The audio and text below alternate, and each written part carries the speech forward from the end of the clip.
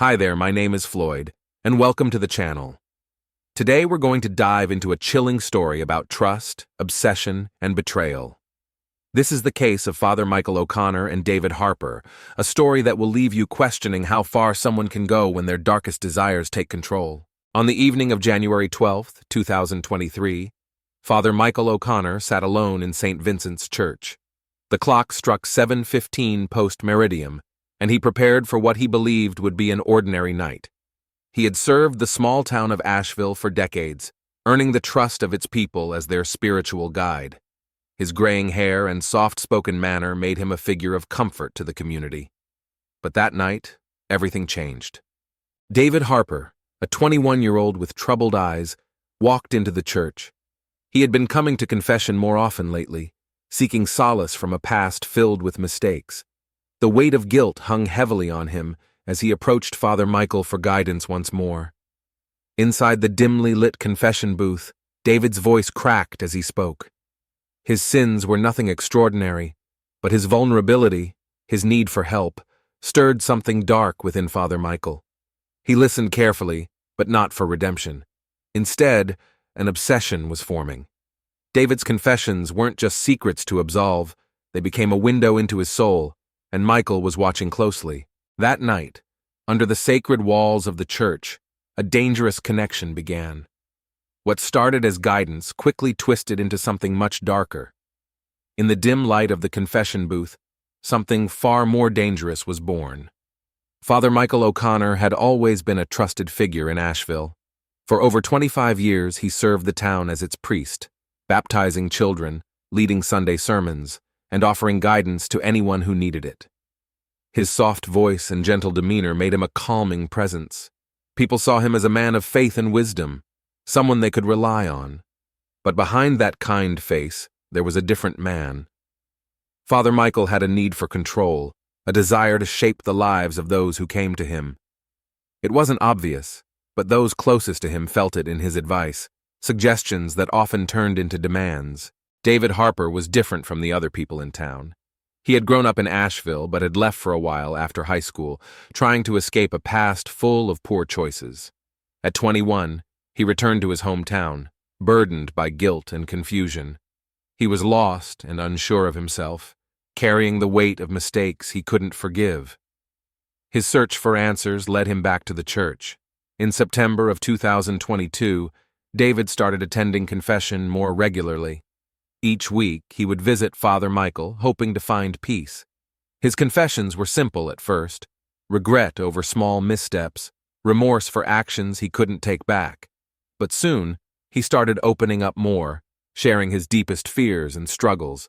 He trusted the priest, believing Michael could help him find clarity. Asheville itself was a quiet place, a small town where everyone knew each other. It was the kind of community where secrets didn't stay hidden for long. Yet somehow, Father Michael's true nature remained buried beneath the surface. The people of Asheville never questioned him. They couldn't imagine that the man who spoke so kindly on Sundays was capable of anything more than good. As David poured out his soul each week, Father Michael listened carefully. What seemed like spiritual guidance was slowly becoming something far more controlling. The more David revealed, the more Michael's grip tightened. Over time, it became less about helping David and more about keeping him under control. In those confessions, Michael saw David's vulnerability, and he used it to his advantage. He offered advice, but his words carried a weight David couldn't ignore. Father Michael wasn't just a priest anymore. To David, he became a lifeline, and to Michael, David became an object of obsession. By November 2022, things had changed between Father Michael and David. What had started as simple spiritual guidance had now become something much darker. Father Michael's influence over David grew with each passing week. It wasn't just about advice anymore, it was about control. The priest made David feel like he couldn't trust anyone else. Michael's words became more forceful, convincing David to cut ties with his old friends. He told David that these people were a bad influence, that they were keeping him from truly changing his life. David, still struggling to find his way, listened. He didn't have anyone else to turn to, and Father Michael's voice became the only one that mattered. Slowly, he began to distance himself from the people he knew. His world became smaller, And in that small world, Michael's presence loomed large. David wasn't just a parishioner anymore. He was being molded, shaped by Michael's increasingly obsessive attention. Father Michael's behavior, once so gentle and calming, had shifted. He became more possessive of David's time, asking for more frequent meetings under the guise of helping him stay on the right path. At first, David didn't notice how much control Michael had gained over his life, but others started to see the changes in him. Friends who tried to reach out were met with cold silence, and David became more isolated than ever. Michael, on the other hand, justified his actions. In his mind, he wasn't controlling David, he was saving him. He convinced himself that David's soul was at stake, and only he could guide him to salvation. But what Michael truly sought wasn't salvation, it was ownership. His obsession with David had reached a point where he couldn't imagine letting him go. David had become his project, his possession, and Michael wasn't going to lose control. As the weeks passed, the tension between them grew. David began to sense that something was wrong, though he couldn't fully understand what. Michael's words, once comforting, now felt suffocating. The more David tried to pull away, the tighter Michael's grip became. By December, it was clear that this relationship had moved far beyond the boundaries of faith and guidance. Michael wasn't just a priest anymore. He had become a manipulator, pulling strings behind the scenes while pretending to act out of care. But David's patience was wearing thin, and soon, something would have to give. By December 20th, 2022, David Harper could no longer ignore the unsettling feeling that something was deeply wrong. What had once felt like guidance from Father Michael now felt like control. That evening, after weeks of confusion and unease, David made a decision. He was going to confront Father Michael and end their private meetings. He couldn't shake the growing sense of fear that had taken hold of him. David arrived at the church just before 10 post-meridium. The usual comfort of the sacred space felt cold, different. Father Michael greeted him warmly, but David saw something else behind those eyes, something he hadn't noticed before. It wasn't concern, it was desperation. David told him he didn't want to continue their private sessions. He needed space, time to figure things out on his own. But Father Michael's reaction was anything but understanding. His calm exterior cracked, and beneath it, his obsession came to the surface. Michael insisted that David was making a mistake, that without him, he would fall back into his old ways. His voice grew louder, pleading, then demanding. The man who had once been a trusted mentor now sounded controlling, possessive. David stood his ground, but the atmosphere became charged with tension. Michael's words grew harsher, revealing his true feelings. He wasn't ready to let David go. Not now. Not ever. In a final attempt to keep control, Father Michael lashed out verbally, his face twisted with anger. "You need me," he said. "You won't survive without my guidance." David, shaken but resolute, left the church that night determined to break free. But as he walked away, he couldn't shake the feeling that this wasn't over. Father Michael's obsession had reached a dangerous point, and soon the consequences would become terrifyingly real. Christmas Eve, December 24th, 2022, was supposed to be a night of peace. But for David Harper, it became the night that sealed his fate. Father Michael had asked to meet him at the church one last time, promising to make amends and give David the space he needed. Reluctantly, David agreed. He wanted closure, a way to end things without further conflict. It was just after 11:30 post-meridium when David walked into the quiet church. The soft glow of candles illuminated the altar, casting long shadows across the empty pews. The air was thick with a tension neither man could ignore. Father Michael was already waiting, his face calm, but his eyes carried the same intensity David had seen during their last confrontation. The two men exchanged few words at first. Father Michael spoke gently, trying to persuade David to stay, to reconsider his decision to leave. But as the conversation unfolded, it became clear that Michael wasn't offering peace. He was demanding control. David, feeling trapped, refused. He stood his ground, insisting that their relationship was over, that he would no longer be manipulated. That's when everything changed. In a moment of desperation, Father Michael's obsession turned violent. What started as a heated argument quickly escalated into a physical confrontation. Michael, overwhelmed by his need to keep David close, lashed out. Grabbing David by the shoulders, he shouted that David belonged to him, that he couldn't leave. David fought back, but Father Michael's rage had taken over. In a fit of uncontrollable emotion, Michael's hands found their way around David's neck. The struggle was brief, but in that dark, silent church, it was enough. As the life drained from David's body, Father Michael realized what he had done. He let go, and David collapsed to the floor, lifeless. Father Michael stood there for a moment, breathing heavily, staring down at the young man he had once sworn to protect. The church, which had always been a place of refuge, now held the weight of an unspeakable crime. By the time the clock struck midnight, the sacred ground had become a crime scene. But Father Michael wasn't thinking about the consequences. In his mind, David's death was the tragic result of a love gone wrong, his twisted attempt to keep control even at the cost of a life. On the morning of December 25th, 2022, the quiet of Christmas Day was shattered. At 6:30 ante-meridiem, Sister Catherine, a nun who helped maintain St. Vincent's Church, arrived early to prepare for the morning service.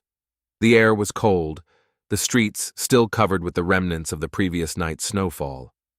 As she approached the church, something caught her eye, something out of place. At the foot of the church steps lay David Harper's lifeless body. His eyes were closed, his skin pale, and the cold of the night had begun to settle into him. Sister Catherine froze, her breath catching in her throat. The peaceful morning had turned into a scene of horror. In shock, she immediately called the police. Officers arrived within minutes, cordoning off the area around the church. St. Vincent's, once a place of safety and faith, was now a crime scene. The sight of David's body on the church steps sent waves of unease through the officers, and they knew something wasn't right. As they inspected the scene, the lack of immediate signs of trauma only deepened the mystery. David's body was carefully placed, almost as if someone had laid him there gently. The initial report stated no signs of a struggle outside the church and no obvious cause of death. But it was clear to the investigators, this was no accident. Foul play was suspected, and the small town of Ashville was about to be engulfed in a dark investigation. The news spread quickly. The young man who had once sought peace in the church had been found dead on its steps. As the town awakened to the news, the residents of Ashville were left in disbelief.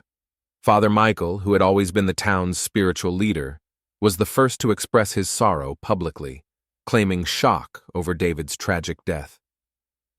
But the investigation was only just beginning, and soon, more questions would arise about what really happened inside the church that night. As the investigation into David Harper's death unfolded, the small town of Ashville found itself at the center of a growing mystery. Within hours of the body being discovered, police began their search for answers. The church, now sealed off with yellow tape, became the focal point of a deeply troubling case. Father Michael, known for his steady presence, was quick to speak with investigators. He claimed he had no idea what had happened and expressed sorrow over David's death. Yet the police couldn't ignore the growing suspicions surrounding the priest. Father Michael had been the last person to see David alive. His relationship with the young man, once viewed as a bond of guidance, was now seen in a darker light. As word of the investigation spread, the media picked up the story. News outlets from surrounding areas descended upon Ashville, turning it into a national spectacle. The Christmas tragedy in Ashville became headline news, and reporters flooded the town, eager to uncover more about the once-adored priest and the dead young man found on his church's steps. Public opinion was divided. Many residents of Ashville refused to believe that Father Michael, a man who had guided the community for years, could be involved in anything sinister.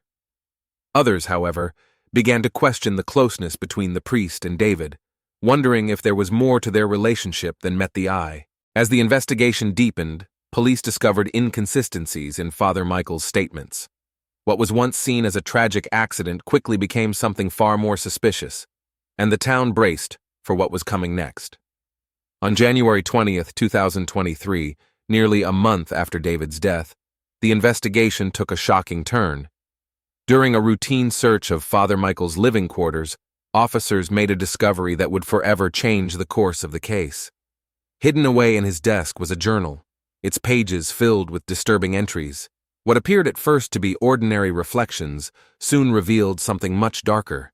The journal detailed Father Michael's growing obsession with David.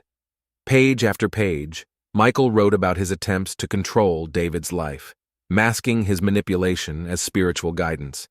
He spoke of feeling possessed by a need to keep David close, and his writings became more desperate as time went on. It was clear that his role as a priest had twisted into something far more sinister. Even more disturbing were the final entries, where Michael wrote about his fear of losing control over David. The journal ended abruptly, just days before David's death, leaving investigators with a haunting picture of the priest's state of mind. With the journal now in their possession, police felt they had the evidence they needed to confront Father Michael. The once beloved priest had been hiding his true intentions all along. His obsession with David wasn't just emotional, it had turned deadly. The town of Ashville, already reeling from the loss, was now forced to reckon with the realization that their trusted priest had crossed a line no one saw coming. Father Michael's carefully constructed image was falling apart, and soon, the final pieces of the puzzle would be revealed. With the discovery of the journal, police wasted no time. On February 3, 2023, Father Michael O'Connor was officially arrested and charged with the murder of David Harper. The town of Ashville, once loyal to their priest, was now divided as the dark truth came to light. In court, Father Michael's defense argued that he had acted out of mental instability, claiming his obsession with David was the result of overwhelming stress and emotional breakdown. But the prosecution had a different story to tell. They presented the journal, along with evidence of Michael's controlling behavior. The entries painted a clear picture of a man whose desire for control had escalated to dangerous levels. Witnesses came forward to testify about Father Michael's increasingly strange behavior in the months leading up to David's death. They spoke of how he isolated David from his friends, manipulated him under the guise of spiritual guidance, and ultimately crossed boundaries that no priest should. The courtroom was tense as the prosecution laid out the final moments of David's life, describing how Father Michael had taken it upon himself to ensure David would never leave him. The journal's chilling last entry echoed in the minds of everyone present.